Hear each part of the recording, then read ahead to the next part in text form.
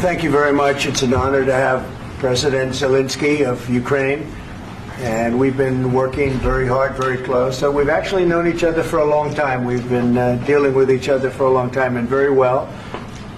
We had a little negotiation spat, but that worked out great. I think for both countries, I think for the world, actually, beyond both countries.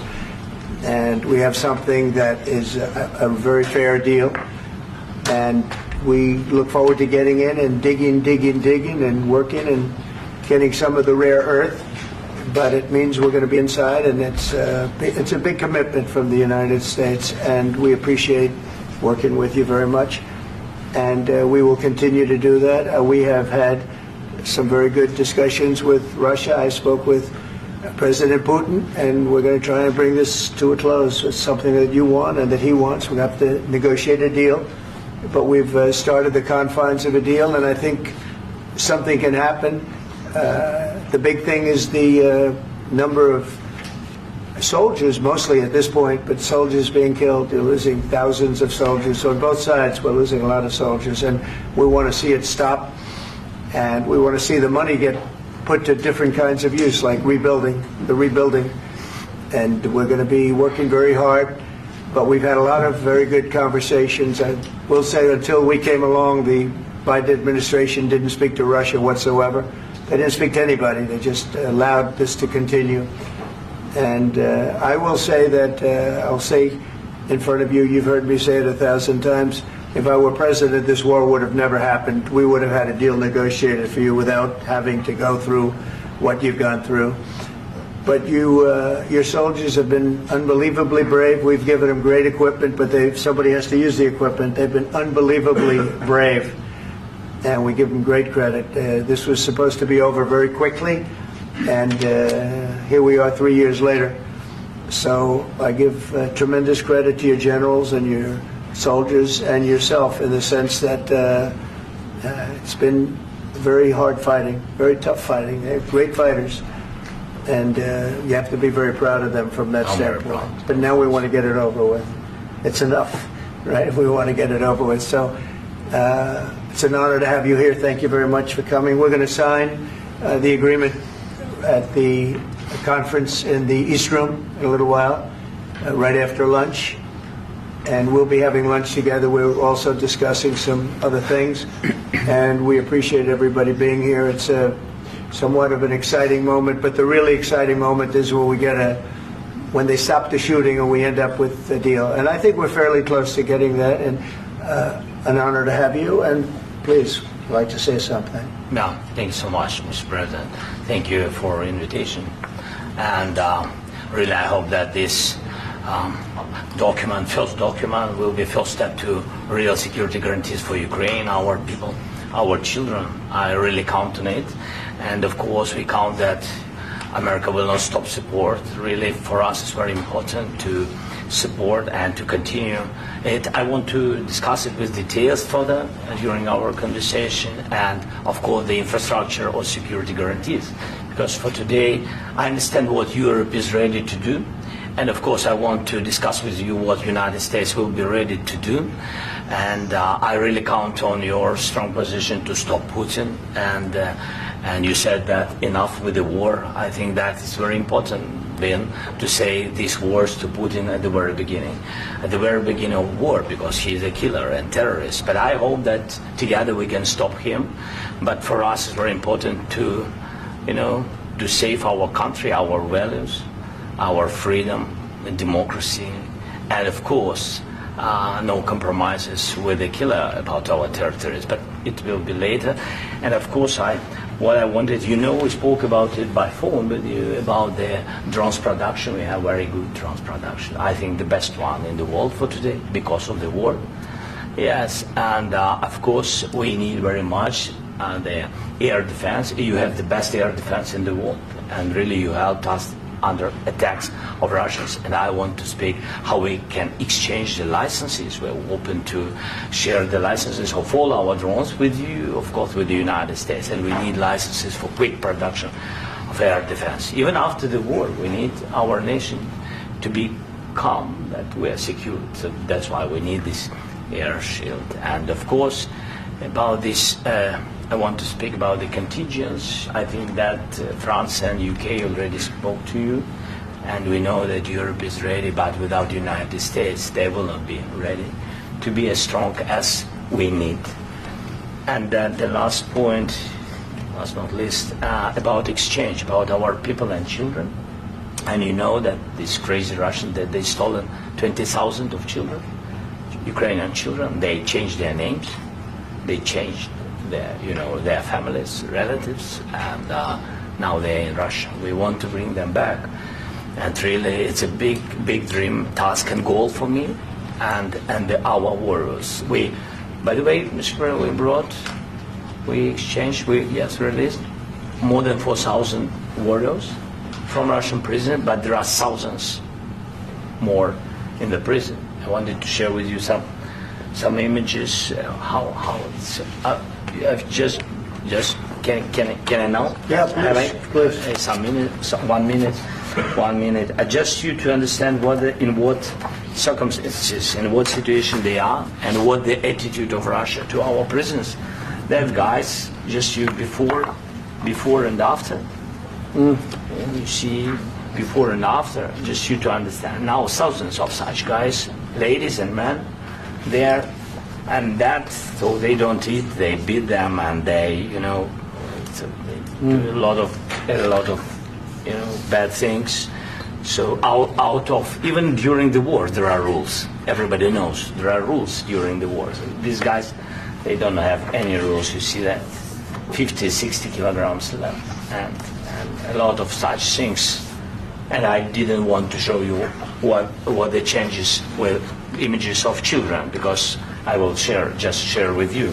And I mean, it's looking tragic. Yeah, that's tough stuff. I wanted very much to give you, and you see. Yeah. This is pastor, by the way. They stolen pastors because it's not Russian church. They stolen pastors and moved pastors to the prison. At the end of last year, we brought 3 pastors, and we could exchange them. And this is pastor, you see. Yeah, that's tough.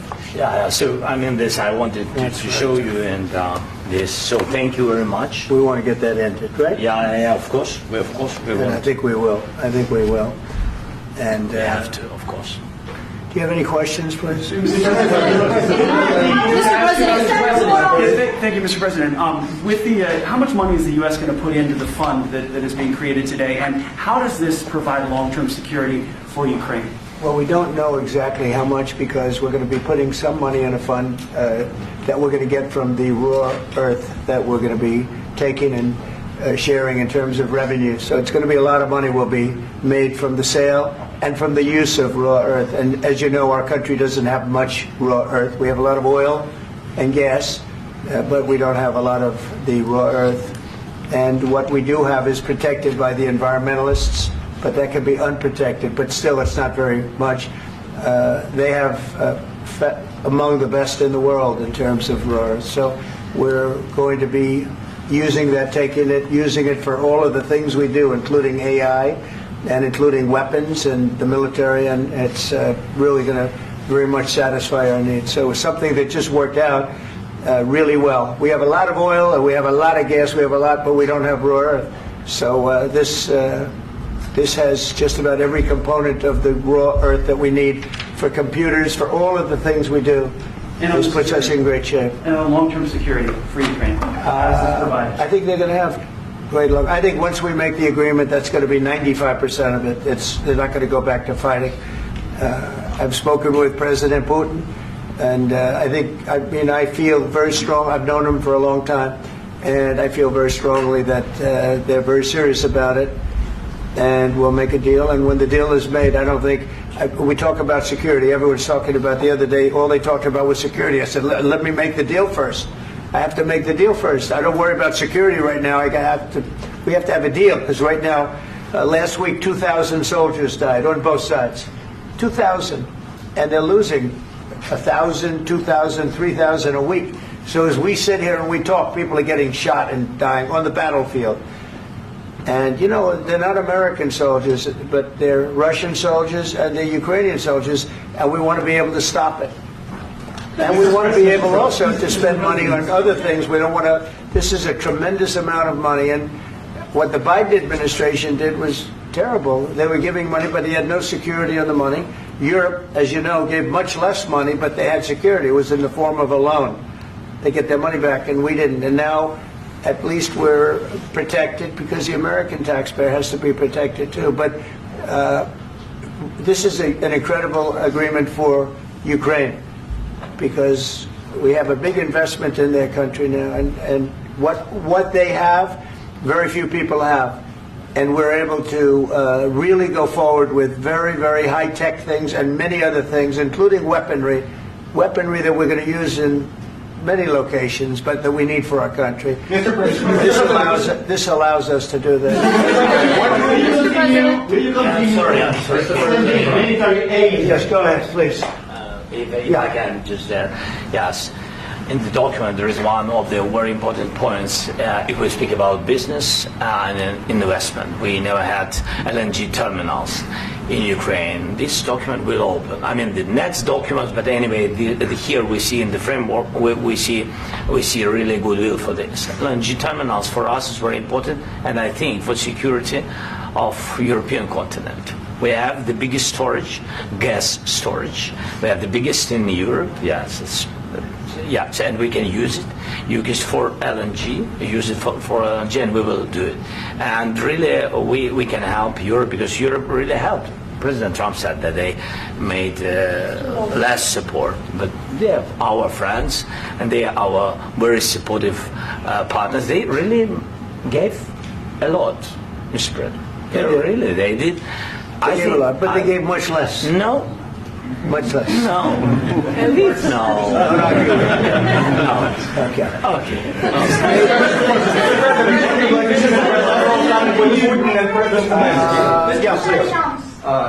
Mr. President Trump, you have repeatedly called the deal with Ukraine as a historical one. And as a President of the United States, you make historical decisions in other issues which affect America and other world. So what place in the world history do you want to take? And do you associate yourself with any famous historical figures? Yeah, I'd say George Washington, Abraham Lincoln. I would say I'm far superior to George Washington and Abraham Lincoln. Now, you know I'm only kidding, right? Because when I say that, the fake news is going to go wild. They're going to say he considers himself to be better than Washington. But you never know. You never know. I don't compare myself to anybody. I'm here to do a job. We've had a great 35 days or whatever it might be, a month, a little more than a month.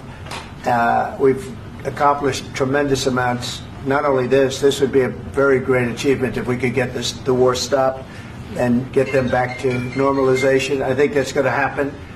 We've had very good talks on both sides, as you know. But I think we've done a very good job, just generally. If you look at all of the things we've done in 30 days, they're saying there's never been a opening for a president. The first month, there's never been a first month like we've had. And this is one of the very important things. This, to me, is one of the most important things because we have tremendous death taking place as we speak, and I don't want to have that. You know, think of the parents, whether they're in Russia or Ukraine, think of the parents of all these people being killed needlessly. They came to our territory. Should have never started.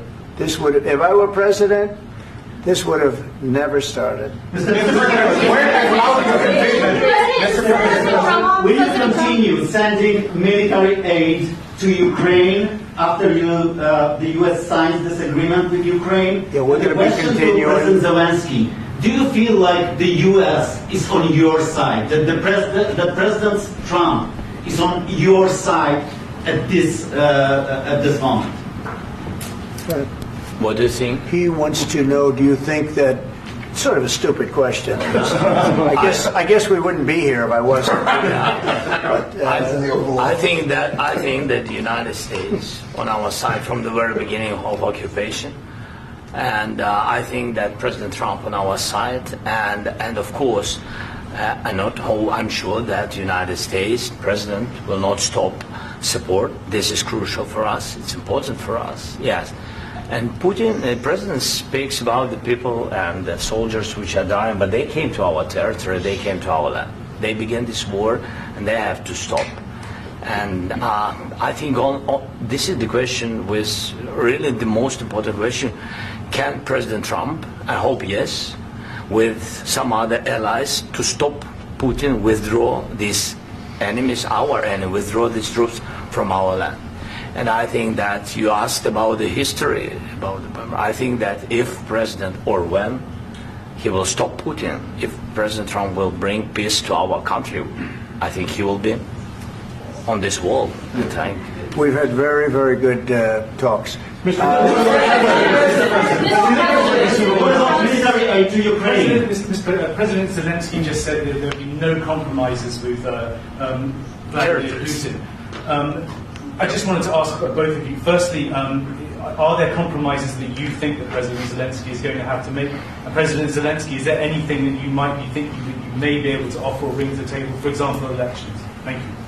I think you're going to have to always make compromises. You can't do any deals without compromises. So certainly he's going to have to make some compromises, but hopefully they won't be as big as some people think you're going to have to make. That's all. That's all we can do. I'm here as an arbitrator, as a mediator to a certain extent between two parties that have been very hostile, to put it mildly. They've been very hostile. There's been a vicious war. There's been a vicious war. You know, it's a very level battlefield, and those bullets go out, and as I've said many times, we were talking about it with Pete, many times the only thing stopping those bullets is a human body. And in the case we're talking about, generally young human bodies are stopping a lot of bullets. It's dead level. That's why it's great farmland. It's great land. It's great farmland, but there's very little protection against the bullets that are being, and other things that are being shot. So all I can do is see if I can get everybody at the table and get an agreement. And I think we're going to end up with an agreement. Otherwise, I wouldn't probably be even here today. Mr. President, I've got two questions for you. You think ultimately your legacy will be the peacemaker and not the president that led this country into another war and ended foreign wars? And I've got a question. I hope it will. I mean, I hope I'm going to be remembered as a peacemaker. This would be a great thing if we could do this. I'm doing this to save lives more than anything else. Second is to save a lot of money, but I consider that to be far less important. So I hope I'm going to, thank you, Brian, for that question. It was a nice question. I hope I'll be known and recognized as a peacemaker. This would be a great thing to solve. This is a very dangerous situation. You know, this could lead to a third world war. This was headed in the wrong direction.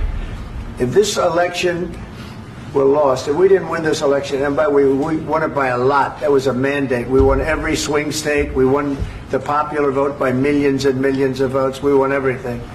The districts, you look at the areas of red, take a look at a map. This was a big mandate, and this was one of the things I said, we're going to get this thing settled.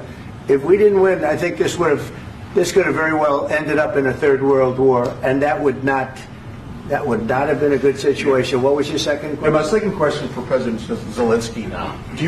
Why don't you wear a suit? Why don't you wear a suit? You're at the highest level in this country's office, and you refuse to wear a suit. Just want to see if do you own a suit? Yeah, problems. A lot of Americans have problems with you not respecting the dignity of this office. I will wear a costume after this war will finish. Okay. Yes, maybe one. Maybe something like this. Something like yours. Yes. That'd be great. Maybe something better. I don't know. Yeah. We will see. Maybe something cheaper than. Yeah. Thank you. Thank you. President Trump. Thank you, President Trump. You said yesterday that you have. Are you going to send more arms to Ukraine in case there's no peace? Yeah, we're going to have arms to Ukraine, yeah, sure. Hopefully I won't have to send very much, because hopefully we're going to have it finished. We're looking forward to finishing this quickly. We're not looking forward to sending a lot of arms. We're looking forward to getting the war finished so we can do other things. But we very much appreciate the agreement, because we needed what they had, and we're treating, our country is now treated fairly. Biden didn't do that. He didn't know what the hell he was doing. This should have never happened. This should have never started. But Sure, the answer is yes, but hopefully we won't have to send much because I'm looking forward to getting it done quickly, very quickly. Does that mean you'll provide security guarantees, Mr. President? I don't want to talk about security yet because I want to get the deal done. You fall into the same trap like everybody else. 1 million times you say it over and over. I want to get the deal done. Security is so easy. That's about 2% of the problem. I'm not worried about security. I'm worried about getting the deal done. The security is the easy part. Security is very nice. Everybody stopped shooting. And now will Europe put people there? I know France is going to. I know the UK is going to. I know other countries are going to, and they happen to be right next door. We haven't committed, but we could conceivably. We have security in a different form. We'll have workers there digging, taking the raw earth so that we can create a lot of great product in this country. So in that sense, you have something, but we haven't determined that yet. I will say, in speaking to France and in speaking to, and they were here, as you know, last week and just the other day, they have committed to a lot of security.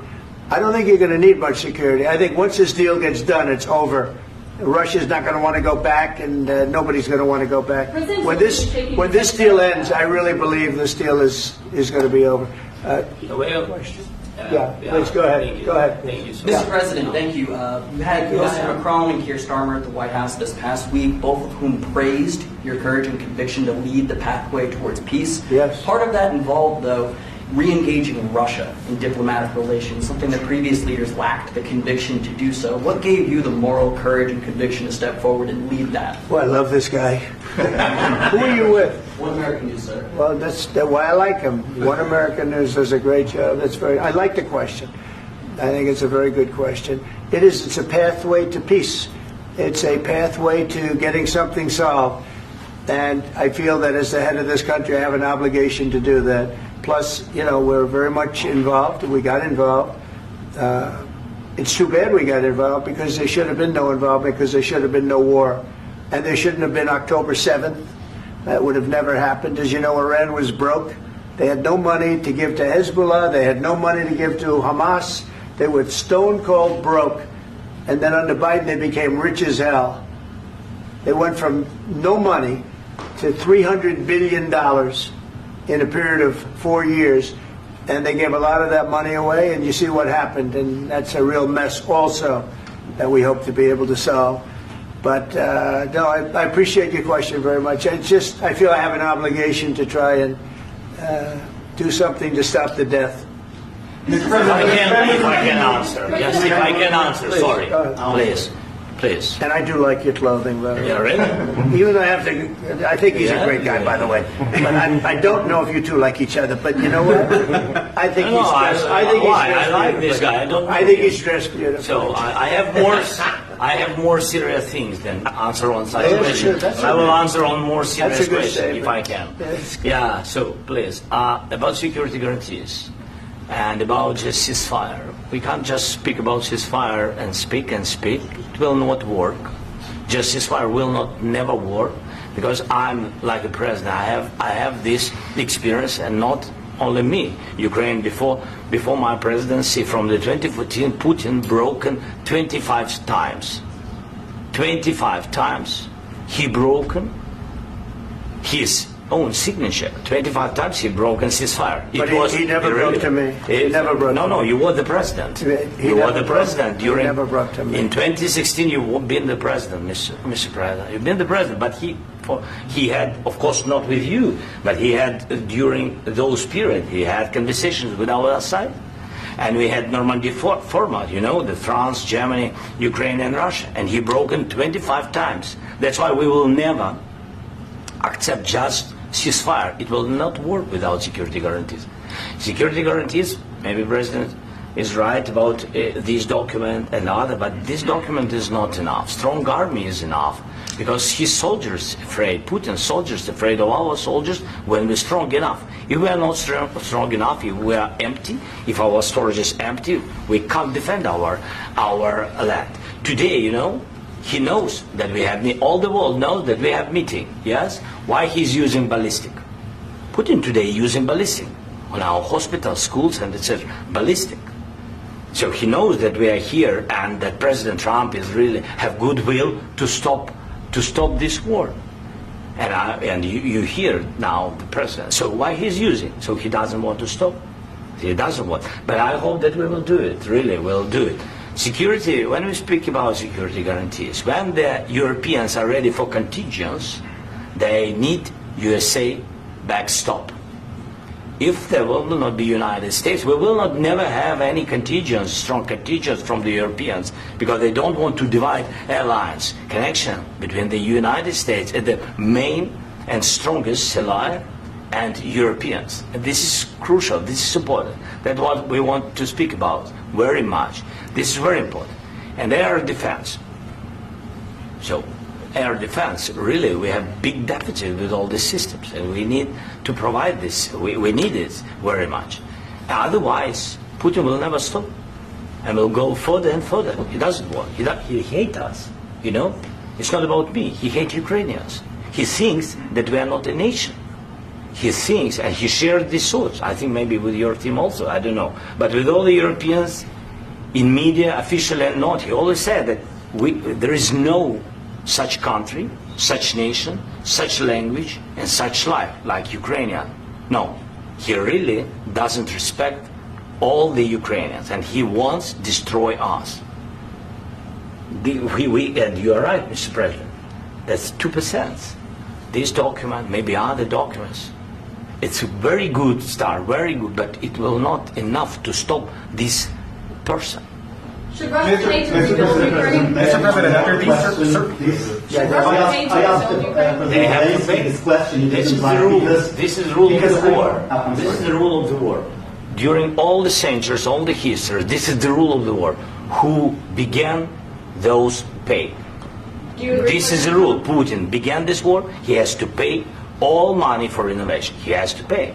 Of course, some Russian assets, what we have in Europe, about 300 billion, we can use them. We can use for innovation and buy military support from the United States also. We can do it, but it's not enough. It's not enough. Because I want to know.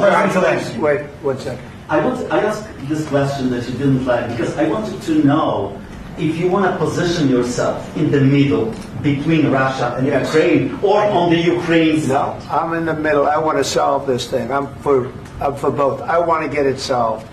And it's wonderful to speak badly about somebody else, but I want to get it solved. If we can solve it, great. If we can't solve it, they're going to have to fight it out, and who knows what's going to happen. But I want to see it get solved. May I follow up? One more question about U.S. troops in Europe. After Russian invasion of Ukraine, your predecessor sent additional troops to Eastern Europe, including Poland, my country. Yeah. Are you committed to keeping these troops on the eastern flank of NATO in the future? I'm very committed to Poland.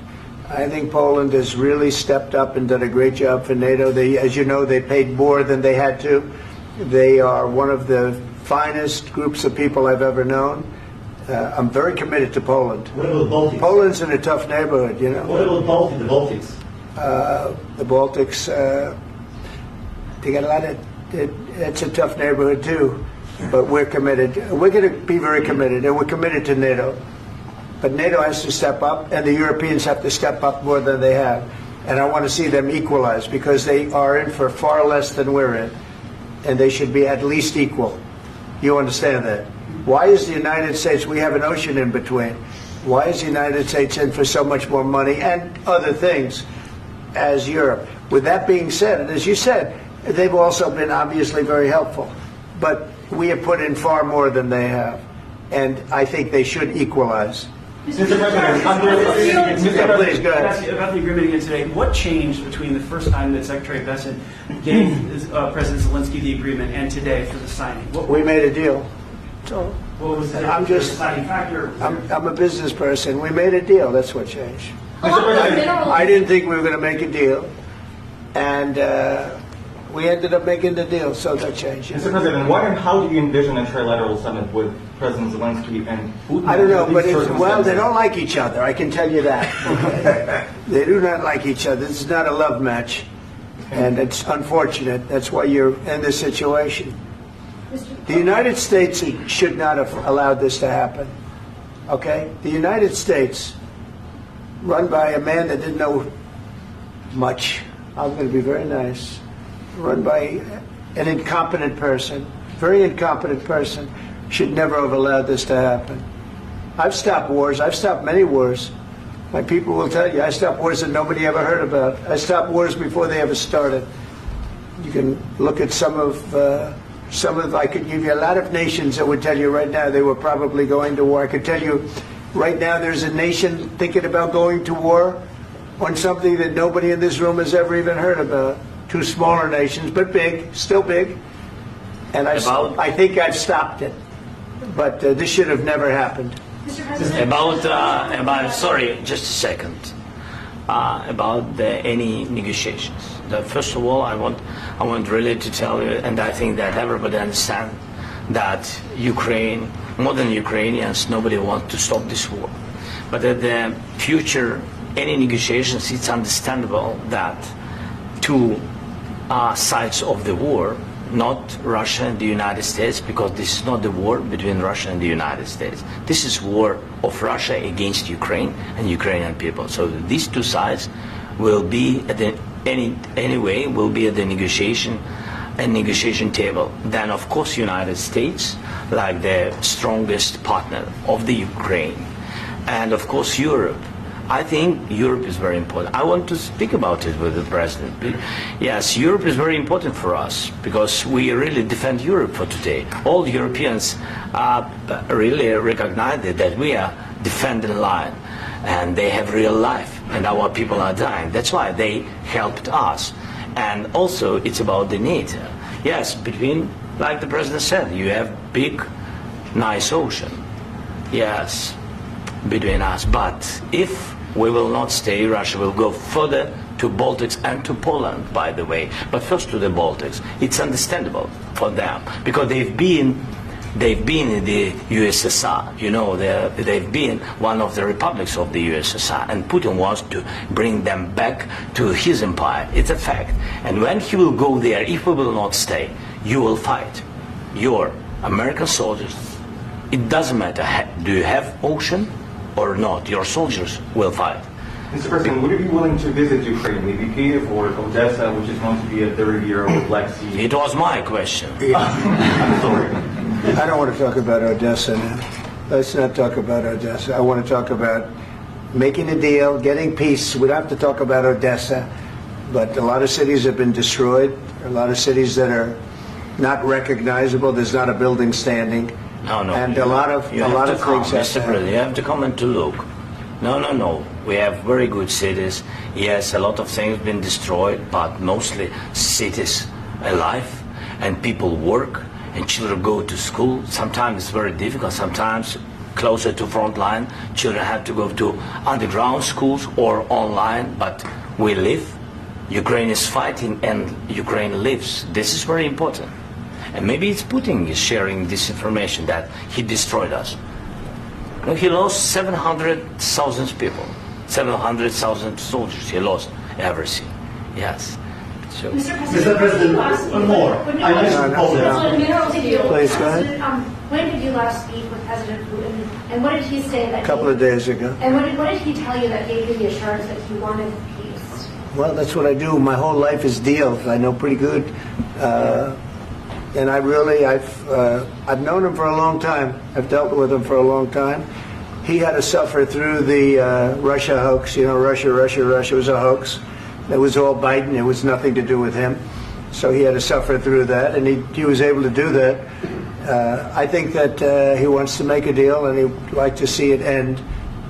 That's all I do. That's what I do. My whole life, that's what I do, is make deals. And I'm in the middle of a mess, because this is a real mess. It's a very dangerous one. If this doesn't get solved now, it's not going to get solved for a long time. So I hope we're going to get it solved. In the back, please. Thank you, Mr. President. Prime Minister Starmer claims repeatedly that his government believes in free speech and was not engaged in censorship. But his country's government arrests people for memes and thought crimes, and even more worrisome is pressuring American companies to censor Americans on his behalf. How can he be a reliable, trustworthy partner when he says things that are demonstrably false on such an important topic? Well, we actually spoke to him about that yesterday, and we thought they took it very, very much too far. JD was very strong on it. So was I. So was Marco, and we've been speaking to him about it. Marco, would you like to say something about that? We have concerns, obviously, with the conduct of those, particularly as it impacts Americans. And there's real concern that American speech, which is online, could fall into the hands of British or any country's jurisdiction. And so this is a point the Vice President made at Munich, and I think it's a very compelling one, that what unites us with Europe, as much as anything else, is these shared values, and one of them being free speech. And so if Americans are threatened by it, we're going to need to take action in that regard. Mr. President. It's actually a very important question. We spoke about this in detail with the Prime Minister, the Foreign Secretary, and others at lunch yesterday. And I know that Secretary of Commerce Lutnick followed up in private meetings last night. This is really important. We believe Americans have the right to speak their mind, even if we in this room disagree with them. They have the right to speak their mind in the public square, which is often online these days. And we're going to defend that right as it pertains to American companies and American citizens vigorously if we have to. I do think that under the President's leadership, we're going to find common ground with our friends in the UK on this question, but it remains to be seen. The principle that will guide us is we believe in free speech in this country, and we'll fight for it for American citizens. Mr. President, on the deal, is there any other oil and gas component to the deal? Is it all critical? A little bit. We'll see. On LNG? But we're not really looking for that so much. We got a lot. We have more than anybody in the world, by far. So no, we're not talking about it too much, but a little bit. I think it affects also, but for the most part, no. And sir, is there any agreement from Ukraine to purchase U.S. LNG as part of the deal, or is that on the table at all? No, we don't need that. Mr. President, I just wanted to ask you about, you just mentioned that you'd spoken to Vladimir Putin a couple of days ago. Just to be clear, that's a new call, not the one that you... I've spoken to him on numerous occasions. Okay. And how was the latest call? What did you discuss? How did it go? Are you serious with that question? I am. I'd love to know. It went well. I think we're going to have a deal. On the minerals deal, Mr. President, some of those minerals are in the east of Ukraine, not far from the front lines and in areas that Russia has occupied. Will you direct President Putin to withdraw his forces from those areas if there's U.S. interest? Well, we'll take a look at the time. We have a lot of area. It's a very big area we're talking about, so we'll take a look. I'll study that and I'll see. And who would protect those minerals if they are U.S. interest? Would that be Ukrainian forces? They'll be protected. The agreement will protect them. U.S. The agreement, yeah, we're signing an agreement.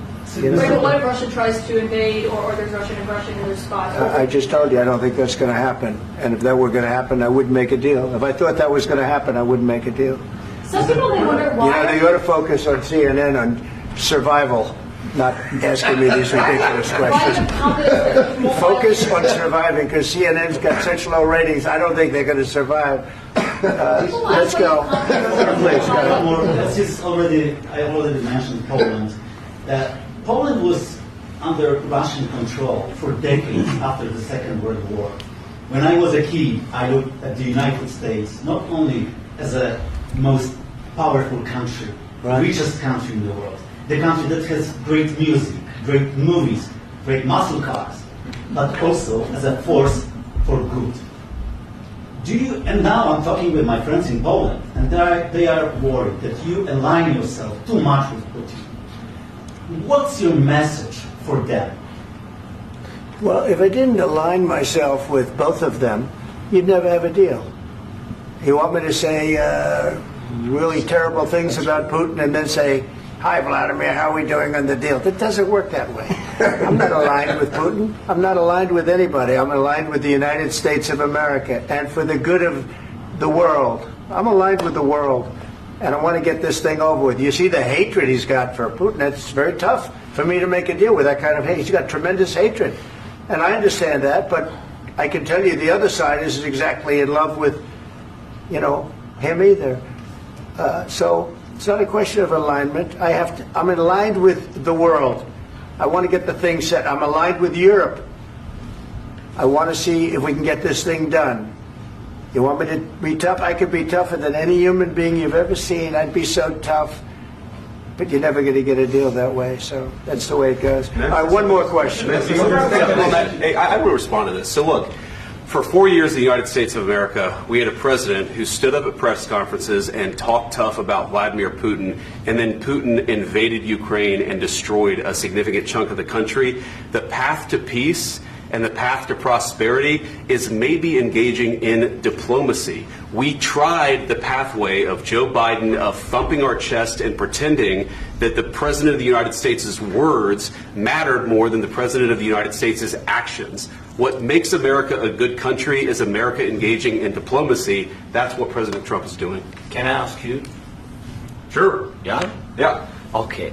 So he occupied our parts, big parts of Ukraine, part of East and Crimea. So he occupied it on 2014. So during a lot of years, so I'm not speaking about just Biden, but those time was Obama, then President Obama, then President Trump, then President Biden, now President Trump, and God bless, now President Trump will stop him. But during 2014, nobody stopped him. He just occupied and took. He killed people. You know what the contact 2015. 2014. 2014 and 2014. 2014. Yeah. So I was not here. Yeah, but That's exactly right. Yes, but during 2014 till 2022, the situation the same. That people have been dying on the contact line. Nobody stopped him. You know that we had conversations with him, a lot of conversations, my bilateral conversation, and we signed with him, me, like a new president. In 2019, I signed with him the deal. I signed with him, Macron and Merkel, we signed ceasefire. Ceasefire. All of them told me that he will never go. We signed him with gas contract. Gas contract. Yes, but after that, he broken this ceasefire. He killed our people and he didn't exchange prisoners. We signed the exchange of prisoners, but he didn't do it. What kind of diplomacy, JD, you are speaking about? What do you mean? I'm talking about the kind of diplomacy that's going to end the destruction of your country. Yes, but if you Mr. President, with respect, I think it's disrespectful for you to come into the Oval Office and try to litigate this in front of the American media. Right now, you guys are going around and forcing conscripts to the front lines because you have manpower problems. You should be thanking the President for trying to bring it into this conflict. Have you ever been to Ukraine that you say what problems we have? I have been to. Count once. I've actually watched and seen the stories, and I know what happens is you bring them on a propaganda tour, Mr. President. Do you disagree that you've had problems bringing people into your military? And do you think that it's respectful to come to the Oval Office of the United States of America and attack the administration that is trying to prevent the destruction of your country? A lot of questions. Let's start from the beginning. Sure. First of all, during the war, everybody has problems. Even you, but you have nice ocean and don't feel now, but you will feel it in the future. God bless. You don't know that. God bless. You God bless. You will not have war. Don't tell us what we're going to feel. We're trying to solve a problem. Don't tell us what we're going to feel. I'm not telling you. Because you're in no position to dictate that. That's exactly what you're doing. You're in no position to dictate what we're going to feel. We're going to feel very good. You will feel influence. We're going to feel very good and very strong. You will feel influence. You're right now not in a very good position. You've allowed yourself to be in a very bad position, and he happens to be right about it. From the very beginning of the war. You're not in a good position. You don't have the cards right now. With us, you start having cards. Right now, you don't. You're playing cards. You're playing cards. You're gambling with the lives of millions of people. You're gambling with World War III. You're gambling with World War III. And what you're doing is very disrespectful to the country, this country, that's back to you, far more than a lot of people said they should have. Have you said thank you once? This A lot entire of meeting? times. No, in this Even entire meeting, today. have you said thank Even you? today. You went to Pennsylvania and campaigned for the opposition in October. Offer some words of appreciation for the United States of America and the president who's trying to save your country. Please, you think that if you will speak very loudly about the war, you He's can... not speaking loudly. He's not speaking loudly. Your country's in big trouble. Can I Wait a answer? minute. No, Can you've I done a lot answer? of talking. Your country is in big trouble. I know. You're not I winning. know. You're not winning this. You have a damn good chance of we are coming out staying, okay because of Mr. us. President, we are staying in our country, staying strong from the very beginning of the war. We've been alone, and we are thankful. I said thanks You haven't in been this alone. cabinet, You and haven't not been only alone. in this We cabinet. gave you, through I this said stupid thank you. president, $350 billion. You voted we gave for you your military president. equipment, You and voted you for men your are brave, president. but they had to use our military. What about If you didn't have You our invited military me- equipment, you invited if me you to didn't speak- have our military equipment, this war would have been over in 2 weeks. In 3 okay? days, I heard it from Putin. In 3 days, this is something Maybe new. less. In 2 weeks, of course, yes. It's going to be a very hard thing to do business like this. I tell you. Just say thank you. I said a lot of times that there, thank you accept to that- American people. Accept that there are disagreements, and let's go litigate those disagreements rather than trying to fight it out in the American media when you're wrong. We know that you're wrong. But you see, I think it's good for the American people to see what's going on. I understand, sir. I think it's I very understand. important. That's why I kept this going so long. You have to be thankful. You don't have the I'm cards. thankful. You're buried there. Your people are dying. tell you You're again, running I low know. on soldiers. Don't- Listen, don't please, you're running Mr. low on President. soldiers. It would be a damn good thing. Mr. And then President. then you tell us, I don't want a ceasefire. I don't want a ceasefire. I want to go and I want this.